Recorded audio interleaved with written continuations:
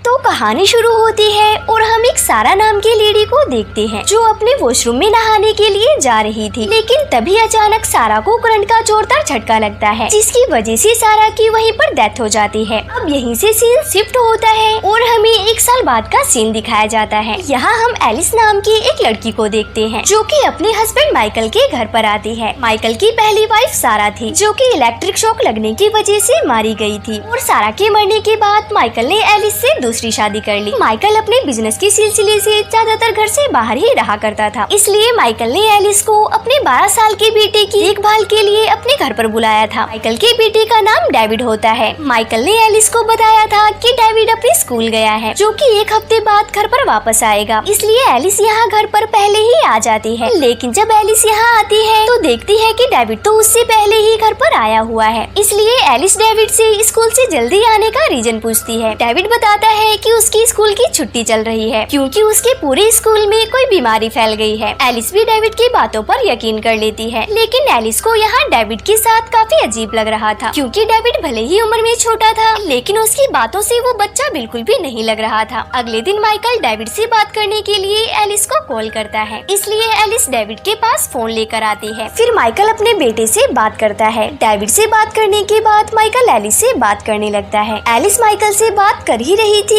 तभी पीछे से डेविड आता है और एलिस को गलत तरीके से छूने लगता है। डेविड के इस बिहेवियर से एलिस को काफी गुस्सा आता है, लेकिन वो डेविड को कुछ बोले बिना ही यहाँ से चली जाती है। अब धीरे धीरे दिन बीत रहे थे और एलिस को पता चलता है कि डेविड एक बिगड़ा हुआ लड़का है जिसकी वजह से इसका कोई भी फ्रेंड नहीं है, इसलिए एलिस हमेशा ही डेविड का अच्छे से ख्याल रखती थी। लेकिन डेविड निहायत ही बिगड़ा और ठरकी किस्म का था, इसलिए वो हमेशा ही अपने स्टेप मॉम को गंदी नजरों से देखा करता था। कुछ दिनों बाद डेविड का डैड माइकल अपना काम खत्म करके घर वापस आता है। फिर जब डेविड घर से बाहर खेलने के लिए जाता है तब माइकल एलिस को अपने साथ एक खोपचे में लेकर जाता है और उसके साथ ताबड़तोड़ घपाघप करता है। फिर शाम को ये तीनों एक रेस्टोरेंट में डिनर करने आते हैं। यहाँ पर माइकल एलिस से कहता है कि क्या तुमने मेरे लॉकर से पैसे निकाले थे? तब एलिस कहती है कि नहीं, मैंने कोई पैसे नहीं निकाले, बल्कि वो पैसे डेविड ने निकाले थे। ये सुनकर डेविड कहता है कि मैंने तो सिर्फ 6000 रूपए ही निकाले थे ताकि रसियन लाकर उसकी खुदाई कर सकूं। इस पर एलिस कहती है कि तुम्ही ने तो मुझसे कहा था कि मैंने डैड के लॉकर से सारे पैसे निकाले हैं। तब डेविड कहता है कि मैंने तुमसे ऐसा कुछ भी नहीं कहा था। अब माइकल पैसे गुम होने का सारा इल्जाम एलिस के ऊपर ही डालता है, इसलिए एलिस घर आकर डेविड के कमरे की तलाशी लेती है। एलिस को यहाँ पैसे तो नहीं मिलते, लेकिन हाँ उसे डेविड के कमरे में एक फटा हुआ लेटर जरूर मिलता है। एक दिन स्विमिंग करते समय डेविड अपने डैड माइकल से कहता है कि एलिस उसका जरा भी ख्याल नहीं रखती और तो और एलिस उसे पसंद भी नहीं करती। डेविड की सारी बातें एलिस सुन रही थी। माइकल डेविड की बातों पर ज्यादा ध्यान नहीं देता क्योंकि डेविड एक छोटा बच्चा था और छोटे बच्चे ऐसी बातें करते रहते हैं। डेविड अपने डैड से ये भी कहता है कि एलिस उसे जरा भी पसंद नहीं करती और उसने आज मेरे कमरे की तलाशी भी ली है, इसलिए माइकल एलिस से इस बारे में बात करता है, लेकिन एलिस माइकल को कुछ भी नहीं बताती। अगले दिन एलिस डेविड के बारे में और भी बातें जानने के लिए उसके स्कूल जाती है। डेविड की टीचर एलिस को बताते हैं कि डेविड की छुट्टियां नहीं चल रही हैं, बल्कि उसे इस स्कूल से निकाल दिया गया है। टीचर बताते हैं कि उन्होंने डेविड के स्कूल से सस्पेंड होने का एक लेटर भी घर पर भेजा था, लेकिन उस लेटर को तो डेविड ने फाड़ दिया था और उसी के टुकड़े एलिस को डेविड के रूम में मिले थे। टीचर एलिस को बताते हैं कि डेविड काफी बिगड़ा हुआ लड़का है जो स्कूल के आसपास मौजूद घरों की जासूसी करके घर में घपाघप कर रहे लोगों को देखा करता था और तो और डेविड स्कूल की छोटी बड़ी सारी लड़कियों की गुफा में उंगली भी किया करता था। डेविड की इन सब हरकतों को देखकर उसे इस स्कूल से सस्पेंड कर दिया गया। एक दिन माइकल एलिस को एक पार्टी में लेकर आता है। एलिस यहाँ एक औरत से मिलती है जिसका नाम सोफी होता है। सोफी कहती है कि सारा उसकी काफी अच्छी फ्रेंड हुआ करती थी जिसकी अचानक एक दिन नहाने के दौरान करंट लगने से मौत हो गई। एलिस को अब लगने लगा था कि डेविड ने ही अपनी मॉम सारा को मारा है। एलिस ये सारी बात माइकल को समझाने की भी कोशिश करती है और बताती है कि डेविड की आदत काफी गंदी है, लेकिन माइकल एलिस की बातों पर जरा भी यकीन नहीं करता। उल्टा ये दोनों एक दूसरे से लड़ने लगते हैं। एक रात एलिस ऊपर के कमरे में आती है, तब यहाँ पर एलिस एक हॉल देखती है। इस हॉल से इनका बेडरूम साफ साफ दिखाई दे रहा था। हॉल देखकर एलिस को पता चल जाता है कि ये हॉल डेविड ने ही किया है ताकि वो उन्हें घपाघप करते हुए देख सके, इसलिए एलिस जल्दी से डेविड के पास जाती है। एलिस यहाँ गुस्से में डेविड से पूछती है कि वो उन्हें घपाघप करते हुए क्यों देखता है। डेविड इस पर कहता है कि किसी को घपाघप करते हुए देखना उसे काफी अच्छा लगता है। ये सब देखकर वो अपनी हाथ मशीन चला लिया करता है। एलिस कहती है तब तो तुम सारा को भी इसी तरह से देखते होगे। तब तब डेविड कहता है कि हाँ, लेकिन मैं सारा को उतना पसंद नहीं करता था क्योंकि वो एलिस की तरह ज्यादा हॉट नहीं लगती थी। एलिस यहाँ डेविड से सारा की मौत के बारे में पूछती है। तब डेविड उसे बताता है सारा को हार्ट अटैक आया था जिससे वो मारी गई। लेकिन एलिस कहती है कि तुम झूठ बोल रहे हो क्योंकि सारा की मौत इलेक्ट्रिक शॉक लगने की वजह से हुई थी। एलिस डेविड से कहती है कि तुम सारा की मौत के बारे में बहुत कुछ जानते हो लेकिन तुम मुझे बताना नहीं चाहते। डेविड कहता है कि आखिर मैं तुम्हें ये सब क्यों बताऊं और इसमें मेरा क्या फायदा होगा।